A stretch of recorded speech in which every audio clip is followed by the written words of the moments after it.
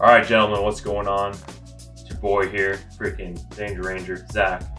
And y'all requested, I asked in my previous videos if you wanted to see my war chest. So here it is. So before we get started going into it, so this is obviously just some random chest that I got. This isn't from the army or nothing. But what is inside is some authorized souvenirs that I've, kind of accumulated over my time in the army and on primarily my deployments. So this should be a pretty interesting video. There's some pretty cool pieces of history in here. Some of it I'll be able to show uncensored. Some of it I might have to either pixelate or just tell you about, because I don't want to get this video taken down, because there's an ISIS flag in here. There's some other things, so we won't show that, probably full length. But we're gonna launch right into it. Open up the chest, and we're just gonna start. I don't know what order this is sorted in, but we're just gonna start from the top to bottom. Got a notebook from Ranger School. It's got snacks and plans for after Ranger School, as well as freaking notes from classes and such. But there's one of them. I have a few in there. We have my beret from regiment here. Eventually, like, this stuff is all going to find a permanent, display once I have a more permanent living situation. But right now, it's all just in the chest. But this is all, ideally going to be on display in a man cave or a study or an office one day. So that's why this is all in here. That's why the beret's in here as well. But my beret, probably one of the more important things in there. And for the smaller stuff, I'm going to, cut and do a little close up here. But we've got a piece from a Russian, this is the back half of an old plug for a Russian anti-tank guided missile called the Sager. And we had a stockpile of some of these in one of the places I was at. And this is like a piece of bakelite that came off of the back of one. We didn't shoot them, unfortunately. I've got a chance to shoot them, but kind of a cool little trinket there. Next up, we've got some shot glasses from different places I've been, the bases we were deployed on. Sometimes had little souvenir stores. So this one's a NATO Afghanistan Resolute Support glass, and this one is it says Camel Crossing from Al Asad Air Base. And inside we've got a genuine ISIS coin. So it's one of the smaller ones, and still pretty cool. I don't remember the translation. I had one of my interpreters translate it for me. I don't remember what it says, but it's a clearly Islamic State coin, and you'll see here in the close-up. So pretty neat. Next, we've got a little tea glass that I found out in the city during the Syria deployment, the only Syria deployment. Pretty cool little glass. We've got a 40mm grenade casing as well, demilled. And we have I carry this with me through Ranger School. So this is a picture of my grandfather, my father's side, during his time in the Korean War. He was a medic, and there's this picture. It's like one of the few pictures we have of him when he served in Korea. And it's him with this, I don't know the story behind him and this boy that's in the picture with him, but I carried with this with me through Ranger School, just kind of motivation and, a reminder of why I'm doing it, and a reminder not to let my lineage down. Next up, we've got one of my flags. I never carried this on target. I had acquired it. It came with me on deployments, but I never had it in my plate carrier.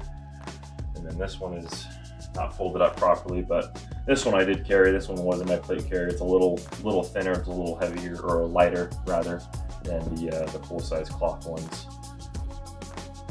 Next up, we've got a pair of knockoff Cry pants. These are knockoff Cry Gen 2s, I want to say, in Multicam Tropic. These were acquired during one of my trips to Iraq. The dudes we were working with used this uniform, and I had to pick up a pair of the pants myself just to fit in. They're a little tight. They don't really make them for thick American boys, but those are those. Moving on, we've got, this one I'm not going to be able to show, but I'll give it a little peek. But you could probably guess what this is. This is that ISIS flag I was talking about earlier. Also gotten and acquired in Iraq. And what we've got here is we've got a Syrian flag. This one's kind of beat up. This one's pretty cool, pretty large. Syrian government flag from the loyalist regime, torn up. Found this stuffed in a pile of garbage in Syria. I got a couple of them, and I gave a couple of them away to dudes from our base who didn't get to go out very much and wanted a piece of history.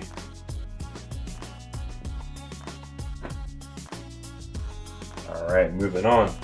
We've got the Holy Grail. We have an intact Rippet taken from the chow halls of Afghanistan, I want to say. Seems still intact. There's not anything leaking out of it, but this will never get drank. If I do, it's the last energy drink I'm going to drink. And we've got also a wild tiger. So these are really common over in Iraq and Syria. They taste almost like Red Bull. You can get them in the US. This one's cool because it's got the Arabic script, the Arabic writing in it, but these things are wild. I don't know how much milligrams of caffeine. I don't think it says, and I'm pretty sure that these take every drink of these, takes maybe like a week or so off your life, and I probably went through at least 3 or 4 cases when I was in. We've got some 30 millimeter casing from, I want to say it's from a freaking AC-130. We got the paperwork saying it's demilled. You can see the holes in the back here, but some cool linkage, some pretty big caliber rounds with the links, which is pretty cool to see. You don't really see or get the links with it when you if you do ever find any of these. So having them linked up is pretty neat. Pretty cool little display piece. Let's see, we got a Kurdish flag. So this one I just got in Kurdistan. Kind of a cheap flag, but I still wanted a flag from the place that I was in. So pretty neat, pretty cool little Kurdish flag there. Keep it on moving. We have a Palestinian flag. This was also picked up in Syria. I'm not going to make comments on Palestine or anything, but the Syrian government is obviously very pro-Palestine, so we find these occasionally.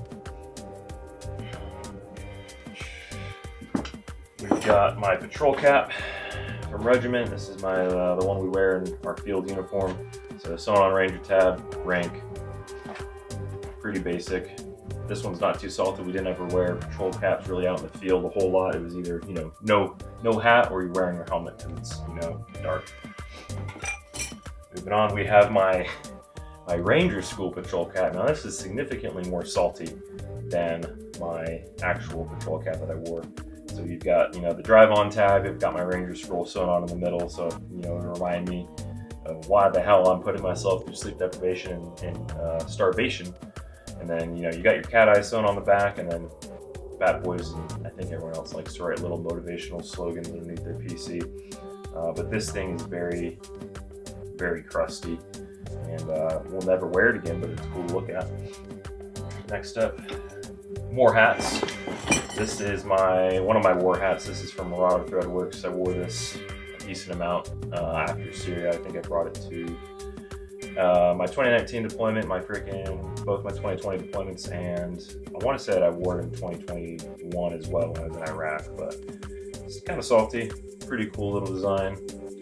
And then we have another one. This is just a Costa hat, and this one only got used in Syria, and got beat up and it's pretty crusty, pretty salty. Moving on, we've got some, I think this one's a 30 mil casing, and this one is I think a 20 mil. They look very similar. No, they're both 30 millimeter. These are from live fire events where we had, I think it was Apaches that were shooting these. I don't know, I'm not a freaking expert on Apaches, but I want to say they shoot these, as well as the DAPS. DAPS helicopters shoot these, and they would rain down on you while you were maneuvering on occasion. They don't feel good when they hit you in the head. Got a chunk of a mortar stabilizer. This was something we found, and we did a little bit of we had a mortar, an empty mortar shell. The insides were all hollowed out, almost like a chalice. And there was one day in Iraq, where we were just doing some demo for fun. I might cut in the clip of this blowing up here.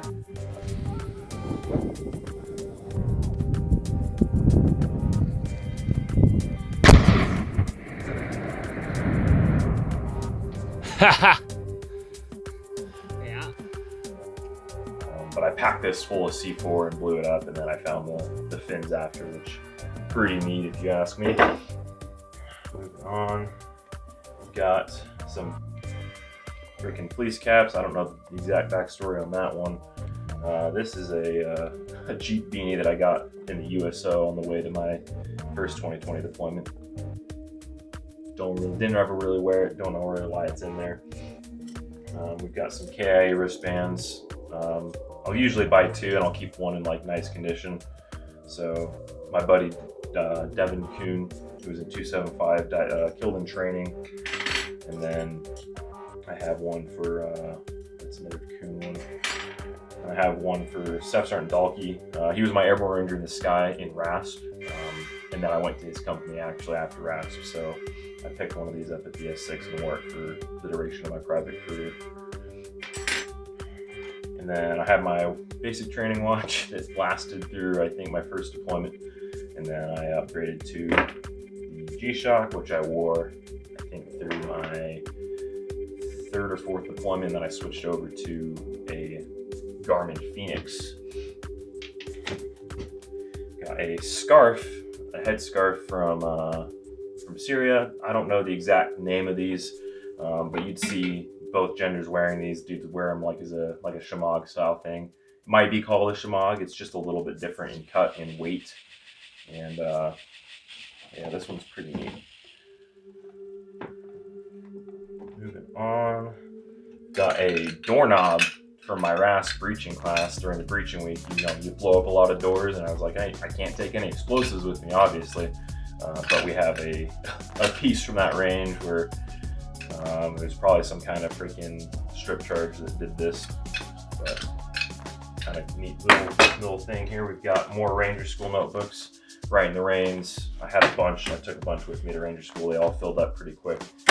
And then I found this in our cage when we were cleaning it out, and we were gonna throw it away, but I was like, I'll take it. So this is almost a vintage Ranger School handbook or Ranger handbook, dated April 2000.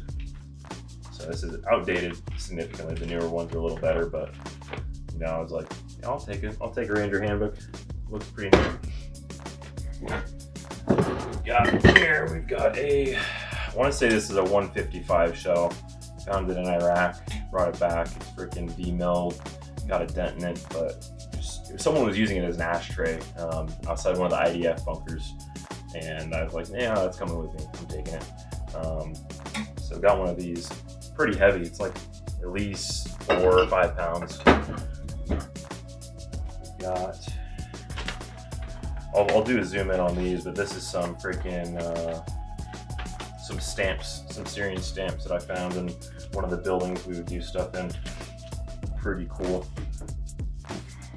Digging deeper, we've got paperwork. I've dumped that all out. Not important. We have. I don't know why I kept this. This is a tag from one of my bags in Ranger School. My roster number on it, 401. That was my first recycle roster number, and I forgot the other 2, but yeah, don't know why that's in there. We have a YPJ flag, so the female arm of the Syrian Defense Force. They have a green, as you can see, green backing with a red star, yellow bordering, and tassel trim. Then we have the YPG equivalent, YPG variant as well. We have, I think this, I don't remember the translation for this either, but this is some kind of religious flag that I found in some of the places I found the other ones. I don't remember the translation, it's upside down, but it had something to do, I think it's some kind of prayer flag. As well, I'll try and look through and put like subtitles in. I have a screenshot of the translation somewhere. Next up, we've got a SDF uniform top. We wore these on occasion, not very often, and they didn't they didn't make them for big US dudes. So this one was very tight in the shoulders and in the freaking arms. But pretty cool, unused. They copied our Marpat pattern almost to a T. It still looks a little bit off, but got one of my old name tags from basic ACU pattern. I got in right before they switched over to the new OCP pattern. We've got a prayer rug that I bought in a bazaar. Hopefully I'm not committing any kind of religious sin by keeping it folded up in my trunk here, but you know, kind of a cool piece of the Middle East where I spent a lot of my years. Not a lot, I mean, maybe like 2 years cumulative, but still a very, very cool place. I think this is a platoon shirt from somewhere. This is the dang shirt they gave me when I signed up for the Army. They're like, you got your option 40, here's your complimentary freaking US Army Strong t-shirt. The reason I kept this is because they made us wear the same shirt they made us come to PT. I mean, they didn't make us, I kind of volunteered to go every time, but they made us do PT like once a week with the recruiting center while I was in the delayed entry program to make sure we weren't gonna fail our PT tests. Moving on, we have a USO t-shirt, 2019, got it at the same place I got that Jeep beanie. Not super exciting. We have an old platoon shirt. I don't even know what the design is supposed to be, but some kind of freaking war eagle, and it says "Killing is our profession." The old, one of the old 3 Alpha mottos. And in here, might almost be it here.